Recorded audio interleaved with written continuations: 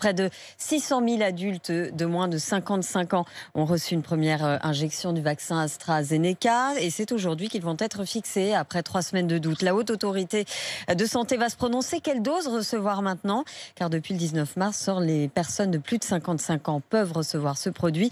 Parmi les options, donc, une deuxième dose avec Pfizer ou Moderna. Romain Poiseau. On ne mélange pas les vaccins, on les fait de façon successive. C'est ce qu'on appelle du prime boost hétérologue. C'est une stratégie connue, déjà largement utilisée dans le passé avec des vaccins contre Ebola ou le VIH. C'est un peu un super vaccin, plus fort en termes de durée de vaccination et plus fort en termes d'efficacité de la réponse immunitaire.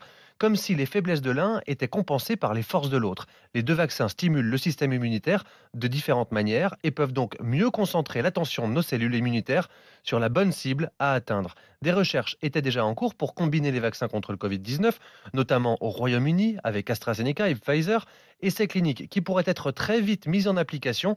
En France, 600 000 personnes, majoritairement des membres du personnel soignant, ont été vaccinées avec AstraZeneca et attendent leur deuxième dose. Et les